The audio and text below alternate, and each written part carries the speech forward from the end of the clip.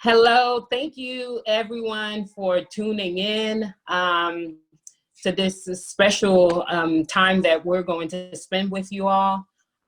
In this presentation, we hope you will be able to take a step forward into your own healing. We will be talking about racialized trauma itself, but we will zero in a little bit more intentionally on racialized trauma.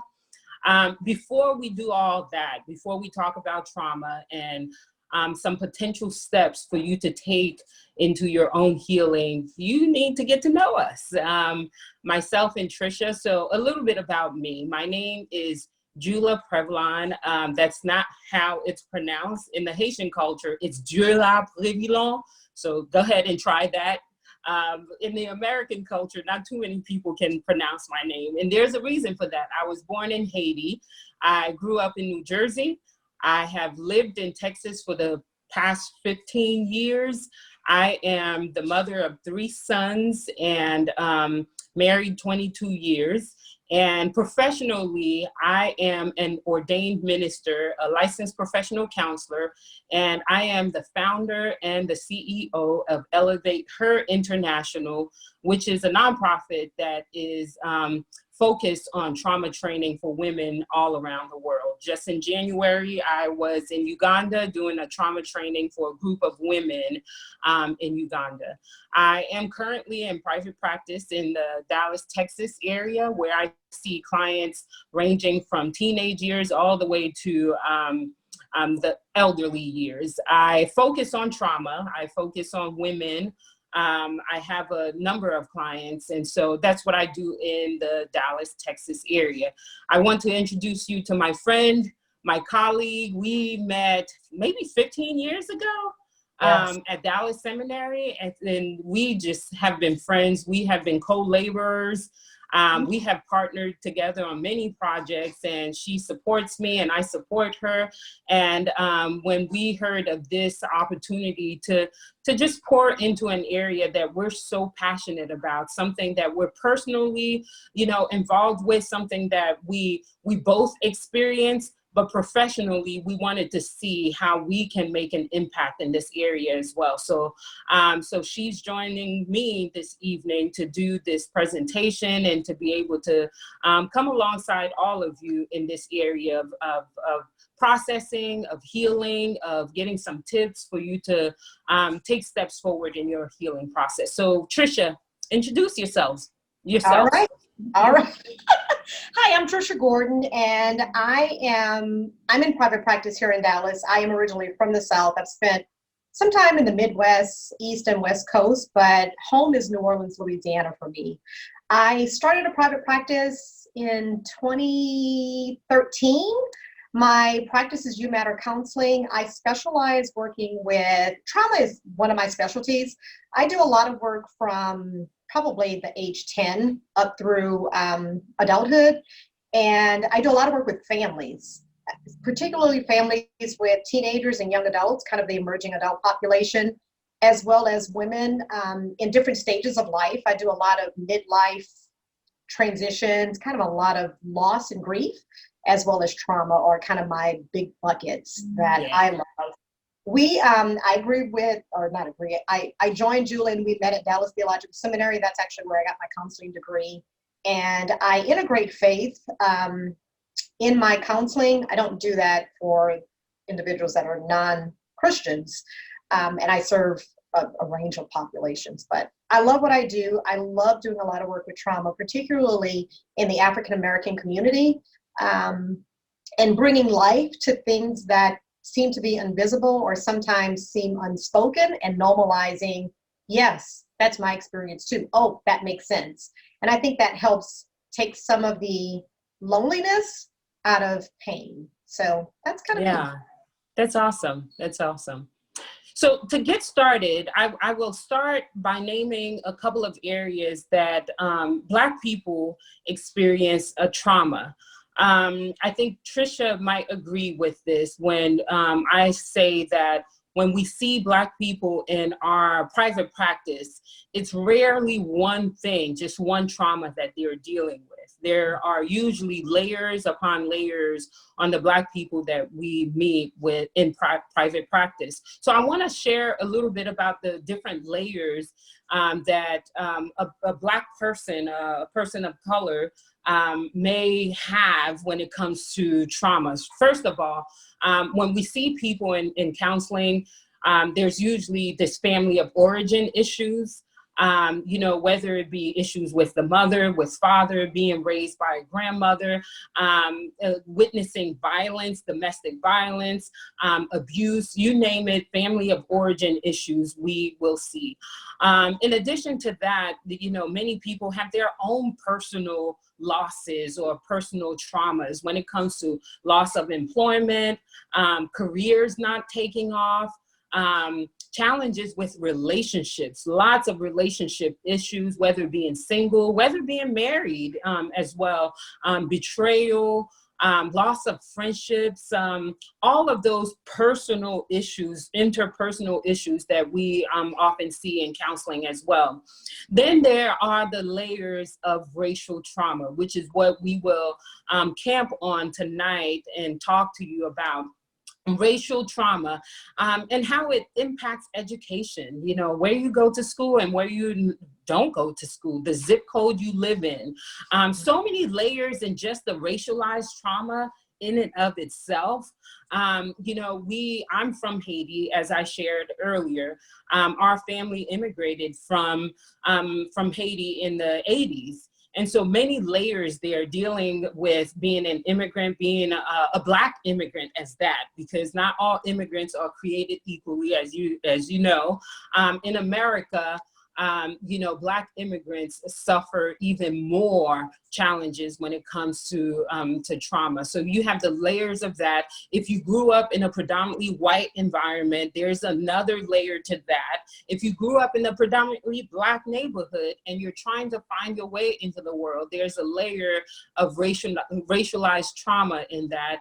And also, if you grew up in the evangelical church, specifically white evangelical church, you will experience different forms of trauma, different forms of grief, especially in the past, you know, 4 to 6 years that you know, politically, how we've seen so many changes in the evangelical church. They were already there, I believe, but now they've just become so much more pronounced.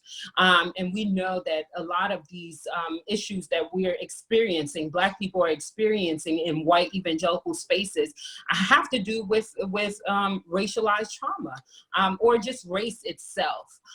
So you have these layers upon layers in every aspect of our lives, and they inform how we engage. They inform how we deal with relationships. They inform how we deal with careers. They inform how we move about into the world. They inform how we take care of ourselves, even the healthcare system. Like there was someone that says we are swimming in whiteness when it comes to Black people are constantly interfacing with whiteness in the world and having to navigate with how to raise children, how to take care of ourselves, how to be married in this space. And so we see lots of that. And on top of our own racialized trauma, we have the secondary trauma of others who have been impacted by racialized trauma. For example, we heard news of Ahmaud Arbery and Sean Reed, and just on Sunday morning, I heard of Breonna Taylor from Louisville, Kentucky, whose life was taken by police violence. Again, you know, when these people are impacted, it's not just them individually that's impacted, but it impacts us on a secondary level. And Tricia will talk a little bit about just trauma in just a second in and of itself and give us some ideas about what trauma does with us. But that secondary trauma is real trauma as well. In the Black community, we don't just, you know, deal with trauma individually. It's just like, you know, when someone when someone famous gets a an Academy Award. We all celebrate. We're all so proud and we're rising. When Obama became president, we all rose because we knew what it meant. And the same thing is true when someone in the Black community dies senselessly, like Ahmaud, like Sean, like Breonna. We feel it too. And we feel it because we know that these people can easily be us or our children or our nephews or someone we love. We know that their trauma, what they have faced, is not just them on their own. And we know because of the issue of whiteness in America, in the world in and of itself, it's not just an issue that's individualized. It's just that whiteness just don't want Black people around or don't want Black people to excel, don't want Black people to elevate, to be elevated. So whiteness will do whatever it needs to do to keep us in a place where we're always constantly fighting, in a place of always a fighting. So the issue of our Sean, of Ahmaud, of Breonna, it's not just them individually, it's us too. We feel it too because we know that it could be us as well. So when these things happen, they're traumatic. And they're triggering events. These events just instantly throw us into all of the symptoms of trauma, and it throws us into complex grief as well. And I use the term complex grief when it's layers upon layers, right? It's not just the one thing you're grieving so many losses. And it reminds us, when these things happen, it reminds Black mothers like myself in the Black community that we are truly not safe, that our children aren't safe, that we can't do enough to protect our children. And the minute we start making strides, the minute we start taking steps and we feel good, we're doing good self-care, we feel on a high that, the life is going to be okay. We gonna be all right, right? The minute we start feeling like we're going to be all right, something else happens. So that's complex grief. It throws us into these places of saying, again, this is happening again and again and again. So that's what we talk about when we're talking about the different layers of trauma. Black people aren't just dealing with just one type of trauma. We're dealing with layers upon layers of trauma. Trisha, would you like to share a little bit just about just some signs of trauma? Like what does trauma look like for people of color, Black people, when we're this whole racialized concept of trauma? What exactly are the signs? What does trauma look like? Give us some idea. So let me back up and talk a little bit about trauma for a quick second. So yeah. The language of trauma, there's different definitions out there, and I think I'm going to do just a quick. The way I look at it is, it's when there's been a perceived or a true threatened issue on our safety, and that could be emotionally, that can be physically, that can be sexually, that could be relationally, that can look many different ways. A lot of times, I think when we talk about racial trauma, a quick way to think about it is oppression. So in situations where we feel less than, are being made to think that we're less than, and there's history that goes with that being less than, that kind of plays into this ongoing historical context of pain. Right. And when pain shows up again, we have very similar responses we had when the pain initiated. Okay. That's right. I'll give you. I'm gonna give a personal example of something to kind of build on what Julie was just saying. About 20 years ago, it actually might have been more than 20 years ago, in the middle of the night, my home was invaded. So I was a victim, if you want to use that language, of a home invasion, and lived in a predominantly Black neighborhood. And when it happened, initially, my family members had my mom, my grandmother, in the home. And initially, as well as my brother, when it happened, there was this weird, like, what is the sound? And so when we realized what it was, we called the cops. It took about probably 30 minutes before the cops showed up. Wow. When you're talking about someone invading your home, cops showing up, so on and so forth. And that was a very traumatic event that took place because there was a lot of things that kind of played out with someone breaking into your home in the middle of the night and how that affects every family member in some Right. shape or form. So I give you that example because what I want to talk about is the jumping, oh Yeah. my, The somebody, startle, that startle response. Yep. exactly, that takes your breath away. So that, did that just happen? Takes my breath away. And then there are things that happen where you remember, for me, I remember certain smells. I Right. remember the smell at the moment. There was things that I saw at the moment. There were things that I heard, and there were ways that my body responded to all those things. Okay. Right. And so that event takes place, cops come, there's a whole dynamic of the exchange with the cops, what you remember, what you don't remember, how I acted in a place of protecting myself and things like that. Fast forward years later, and to some extent that still happens today, where I'm startled with certain Mm. sounds that are very similar to the back door being bust open and hearing the sound of someone coming in a home. I use that example because that's a very common type of dynamic that happens with trauma, that we may not be aware of all these little subtle things that take place. Really, Absolutely. really subtle shifts of how our five senses step in and pick up all these pieces of details that stay with us. And Mm-hmm. so when things come up later that's similar, those same symptoms show up. And what we Right. use in the clinical world is traumatic response, where we Yeah. have something very similar. I was closing a door and the door was too loud, and I found myself like, what was that? When there was no one coming in the door, but it was a very familiar sound, right? Mm. Yeah.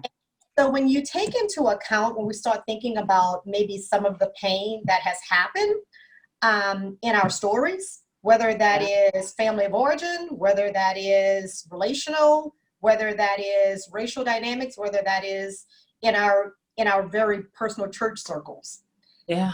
there could be very things that are very similar that reminds us of something from the past, and we find ourselves pausing. And Yeah. so what you were talking about, Jula, with the dynamic of just thinking about some of the recent police violence Mm-hmm.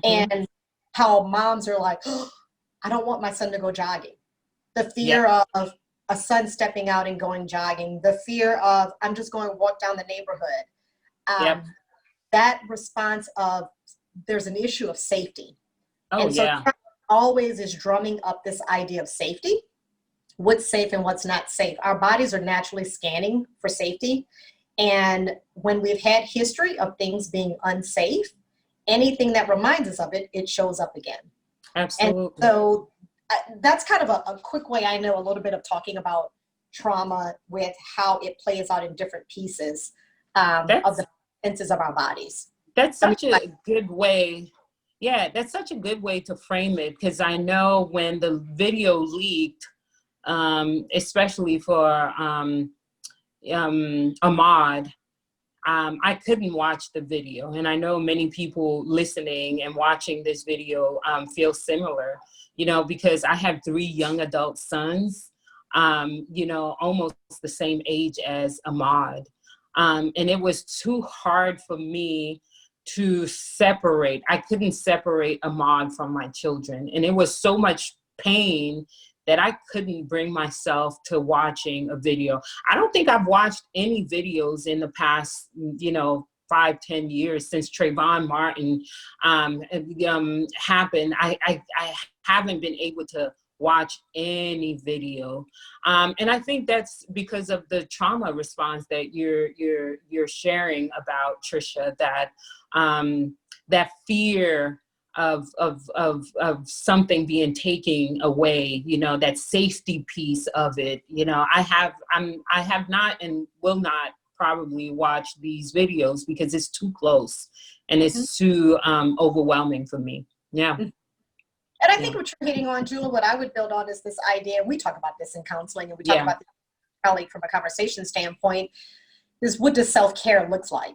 Yeah. When there's pain, when we notice that we're getting, some people will use the line triggered. I feel like that triggered Yeah. language Yeah.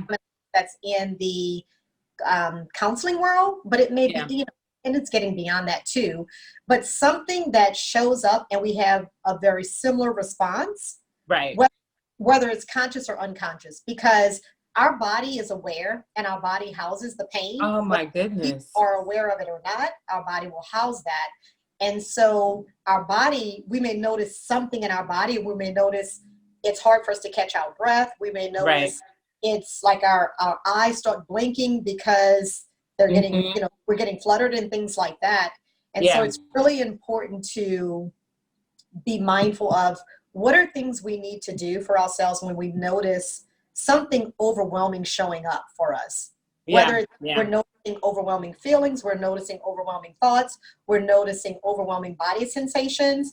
How Yeah. are Yeah. we thinking about, oh, wait, this is something that I need to slow down and attune to me? Just like as we Right. think about sometimes it's a lot easier for us to attune to other people, to be mindful of, oh, wait, are you noticing what's happening with you?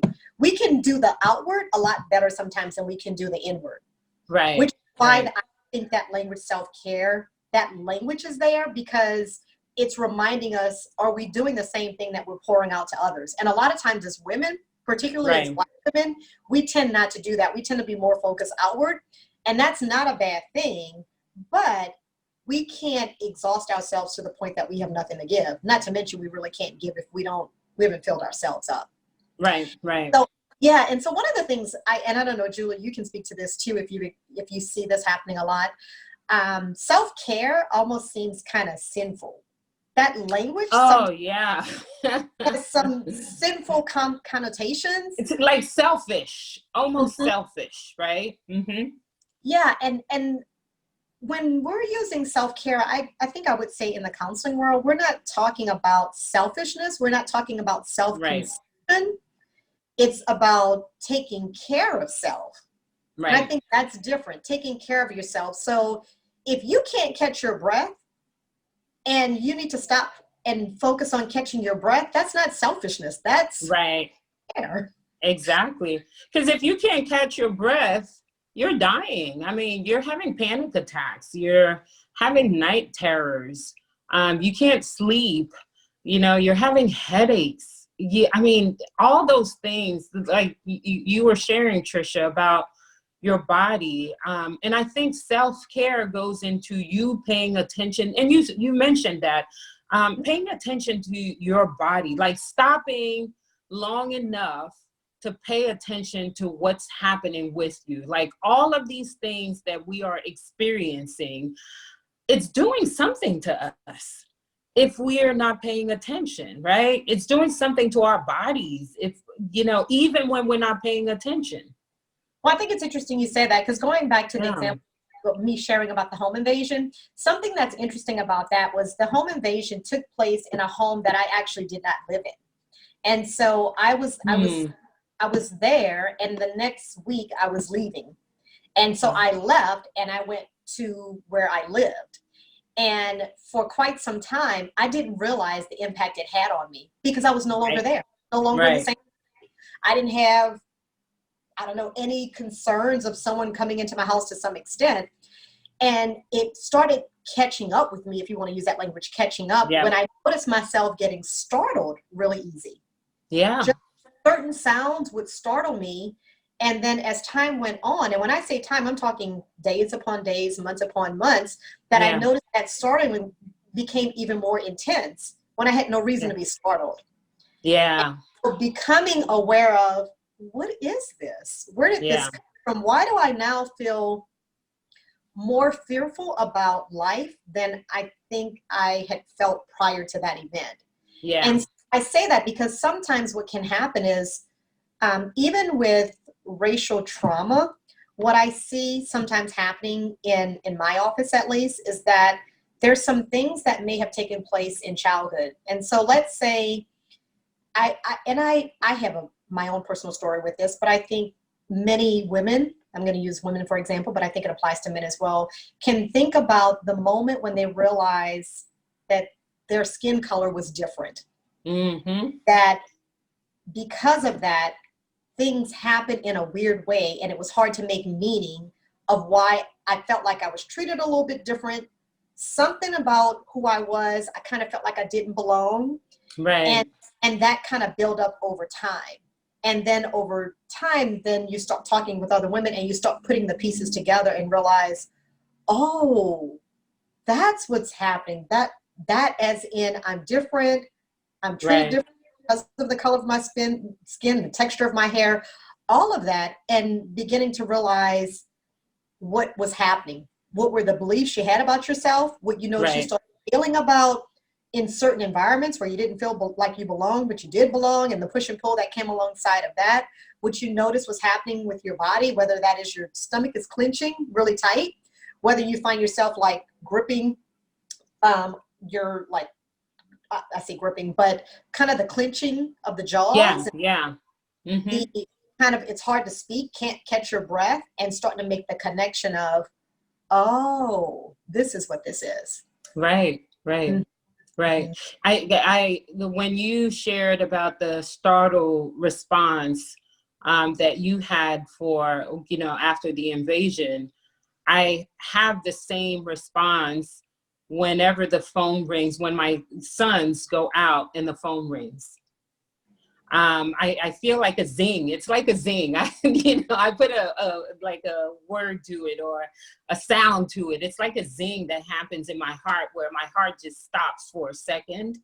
And I can feel it, like my heart is pounding. In that second, it's like it rushes through my body. I can feel it. So there's something that is happening to our bodies, and we have to stop, pay attention, and name what exactly is happening to the body. Like, where do you feel it? Do you feel it in your hands? Sometimes the hands will shake, your legs may go limp, or your stomach, you can feel a tightness in your stomach. We carry a lot of trauma in our bodies, and it causes different things to happen to our bodies, panic attacks, anxiety issues, depression, heart issues. I mean, you name it. There are so many things that happen to our bodies because of trauma. And trauma is not just in the head, as Trisha was sharing. It's in the body as well. So we need to be aware. We need to name what's happening for us. As much as you can. I think it's really bring what's unconscious to the conscious level, right? Like if it's happening subconsciously, bring it to the conscious level and saying, this is what's happening for me. I feel this, I'm angry, I'm mad, I'm sad about this. Like, bring all of that to the conscious level, because what we do a lot of times, and I've done this too, when trauma has happened to me, is that we go numb for so long that we can't feel anything. We split. And that's another trauma, phenomenon that takes place, is the splitting. We split in order to survive because it's so overwhelming that we can't deal with the situation in that moment. So we split, right? And so we need to describe splitting. Describe splitting right quick. Splitting is it's a trauma response where you just basically check out of your body, so you won't feel in that moment. It's also another name you can use for it is dissociation. But oftentimes an easy way to think about it, and I'm sure many of you have felt it before, is the splitting, where, in that moment, your body may be physically here, but emotionally you've checked out and you've gone somewhere else because the emotion is just too intense in that moment and you can't deal. And so I've felt that. And so many of us go numb, for days upon days, and we don't come back to the issue. We don't come back to the feeling because it's too much. So we want to give you some self-care tips, like Trisha was sharing, that will allow us to be present. We can take care of ourselves. We can name some of what's happening for us, and we can show up and we can start the healing process. The issue with racialized trauma is that in America, it continues to happen. But as racialized trauma continues to happen, I'm going to borrow a word that I believe Audre Lorde have used, is radical self-care. Our self-care has to be so radical because the racialized trauma is so intense and it's so deep and it happens so often that way and because of that, our self-care needs to be radical. And I use radical because it has to be ongoing. It has to be consistent. It has to be multiple things that work for you. It has to be all the things that help you find peace, that help you find joy, that helps you calm some of the things that's happening internally for you. So it has to be radical. So well, I want us to leave off with just giving some extra tips about what can self-care look like for us as we're dealing with racialized trauma. What are some things what are some tips you can give us, Trisha, about self-care? What can it look like? So I kind of like to think of it as, and it's a term that I heard and I love using it, a psychological first aid kit. So when you think about a first aid kit where you have Band-Aids and, you know, some people have thermometers and things like that in the first aid kit. But a couple of key things. One, I would say movement, we know is really important. And movement isn't necessarily exercise. Sometimes when people hear the language movement, they're like, okay, so you're telling me I need to go work out at the gym. I'm like, no. We're not talking about that. We're talking about actually getting the energy out. Okay. Yeah. Get that intense stress that's housed in the body, releasing that on a frequent basis with much of the life demands and the pressures that are coming. Movement can be walking. Yes. Movement can be dancing. And when I say dancing, we love some line dancing in our community. Okay, so if you want to wobble, electric slide, any of that, that actually is a really good thing, which is a beautiful communal thing within our community. Movement can be, believe it or not, some people love doing jumping jacks and just things like some of the basic stuff, running in place. As kids, think about all the types of movement things we did. I don't know about, I think our age ranges are clearly different, but when I was coming up, hopscotch and things like that was something I naturally did, right? So I would say movement is a big one in the bucket. The other thing that I encourage and I think is also very helpful is that being mindful of staying hydrated. We don't realize how important hydration is for us. I'm talking about being consistent about taking in water on a frequent basis throughout the day. It's interesting, in the midst of COVID-19, one thing that has been encouraged is making sure you drink something every 15 minutes. But it really speaks to the body and how important it is for us to continue to bring liquids into our body, because we do know our body is housed mainly with water, okay? Right, so that's something I would recommend. Sleeping, I know there are a lot of people that have sleeping issues, especially when there's trauma involved. Trauma tends to also affect sleeping issues. Trying to get rest and getting some type of routine is a really critical thing. Critical, I would say. So I'm putting that in there, but some tangible examples of other things you can do besides some of the other things I gave you, with walking, dancing, connecting with friends and family. Right now, the big thing that's going on is, at least I'll speak for my family and I'll speak for my community as far as my friends that I hang out with too. Zoom parties. Drive-by parades. Or just driving by, acknowledging each other's, giving high fives outside the car, not high five touching with social distancing. House Party is an app that a lot of people are using to play games and also each other. So being intentional about those types of ways of connecting in the midst of COVID-19 right now. Really cool things. Depending on what I would say, how you create and how you connect, I would say at a spiritual level with God. Journaling. Reading, meditating. Meditating, I'll give you 3 quick things that I recommend. There are 3 apps that I always encourage. One is Insight Timer. Another one is Calm, CALM. And another one is Space. Head, Space. Try one or all 3 of those and see if that's helpful, because that's helping you learn skills to stay present. When trauma is involved, trauma takes you out of the present. So does anxiety. And meditation is not a white people thing. Meditation is an all people thing. Okay. It's really about helping you find your calm so you can be present, like Trisha was saying. So give it a go. Another thing I would add is to find safe places to process, safe places to lament. Lament is so deep because you needed to release the anger. You know, there are times I have this anger, this rage inside of me. And sometimes I feel like there are no places where I can be angry without anyone getting offended or being mad or whatever the case may be. But lament is so important. It's, you know, if you're of a Christian background, you know, the Psalms, 40% of the Psalms are Psalms of lament. You know, people crying out to God, how long, God? You know, and finding words in scripture. You know, the story of Hagar in this season has been what has helped me lament. The words of Naomi, you know, where she found herself bitter, you know, have helped me lament.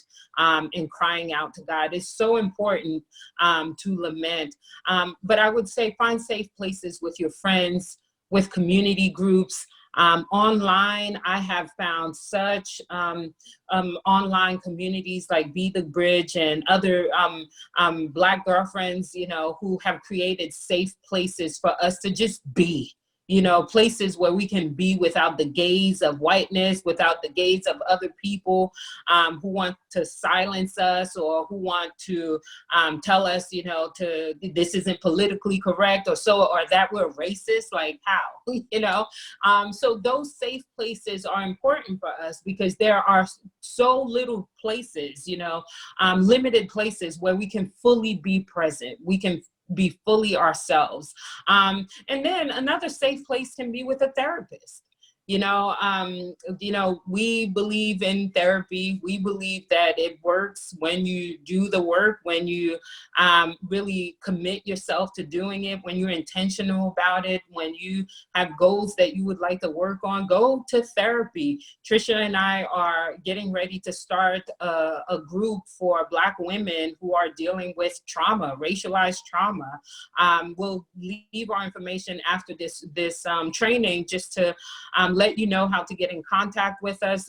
If you want to be a part of this group, it will be an online group just to give you space to process some of the things that we've been talking about this evening. So therapy works if you are intentional about it. Another thing I would add is to accept certain things. There's some readjustments that we have to make as Black people. I know for me, I've had to adjust a lot in white evangelical spaces. You know, there are some times it means leaving, you know, an organization, leaving, you know, a church, perhaps, leaving a place that is causing emotional violence to you. You are not everyone's savior. You cannot save all the issues, the structural issues that the world has, and you have a limit, and you can't save everyone. You can't be, you know, the one Black person that will go in to win this church or this community to make them not be racist. You know, it's just too much. You can't be where you are not celebrated. You know, it's not enough to be tolerated. You were created in the image of God and you have worth, and you are too important to just be tolerated. You need to be in a place where you're celebrated, where people understand you, where people love you and they know you by name and they're glad that you've shown up. They can give you a high five and you can sense that they genuinely love you. So it's important to accept some realities that, you know, I just can't. This ain't for me. This is not where I'm called to be. And even if you're called to be in a predominantly white evangelical space, or even predominantly white space, whether it be at work, you still need a group outside of those white spaces where you can continue to be refilled, refueled, and all of those words, right? Because the reality is you can't just be swimming in the sea of whiteness every day and out without it impacting you. It's going to impact you some way or somehow. So be mindful of making sure you have those spaces where you just can be your full self. You can let your hair down, you can just crack a joke, and you can just be your full self. I'm glad you say that, Julie, because I would also say not to forget the things like the power of humor Oh, and yeah. having fun. And I think the other thing that's important for us to realize is to connect with what works for us. Yeah. Everybody has a different way of connecting. Self-care is life in general, has Yeah. a lot of things to explore. And so it may look different, you Yeah. know, for you versus it does a family member or a really good friend. And so keep that in mind too as you're thinking through this, because I always say another way to take for self-care is to be creative, but your creative may be different than the next person's creative. Oh, yeah, So, you know, absolutely. keep that in mind. Some people love painting, some people love writing poetry, some people Yeah. love, so allow yourself to be who you are and explore what works for yourself and try something. And if that doesn't work, don't let that stop you. Just try something else. Yeah, absolutely. For me, three things that have been working in the most recent season are long walks. I'll call Trisha on my long walks sometimes. Long walks. My children just built me a vegetable garden. Just seeing new life emerge, just does something for my soul. So I'm gardening, y'all. So pray for me because I don't have the greenest thumb, but it's working for my self-care right now. It's mine. It's not yours. So that's helping me. There are some shows I watch that helps me as well. It just calms me. I just need a show where I can laugh and I can just, I just can kick it a little bit. So some of those things those are some of what I do. What do you gravitate towards, Trisha, as your self-care? Well, I'm glad you share that, because I think what was going, and I'll share in a second. The thing that was going through my head though is that our self-care can change with different seasons in our lives. Yep. And so, I remember when I was in a season where seeing things grow was really important to me, like a plant. So being intentional about a plant, bringing a flower, flowers in and things like that. Very intentional about journaling. That was kind of a big deal. And it's interesting because I have found the season that I'm in now, it looks different. So for me, nature, I have to be out in nature. Yes. That's yes. really important for me. That really fills me up. There's something about seeing the sun. There's something about seeing creation that reminds me of God, my creator. So that's really important for me right now. The other thing is, it's so interesting because I've realized how easy, or better yet, I think I've just been taken back by how life has gotten so busy. And so I became, which is so weird, it wasn't my upbringing, but I became a shower girl, taking showers. And now I'm being very intentional about taking a bath. Like, at least a couple of times a week, I am going to sit in a tub and soak and listen to some music. Okay. So that's really important to me. And then the other thing is, you're going to chuckle when I share this, Jula, I am enjoying listening to DJs on Instagram. So I love music. I love dance. So I'm in a DJ zone where I'm at the club at my house, having a good time. And I love it. With my peeps. So that's kind of my thing, that the season that I'm in right now, which I'm just really enjoying. We were laughing right before we got on about Erykah Badu and Jill Scott in the battle. Oh, that brought so much life to my soul this weekend. It was just greatness. And then the day before that was a Facebook Live with Nikki Giovanni and Angela Davis. I'm like, oh my goodness, it was so good. So whatever it is that brings life back to your soul, because again, your self-care has to be radical, because we're swimming in this racialized trauma that if we don't take care of ourselves, it's going to do us in. It's going to be a recipe for disaster.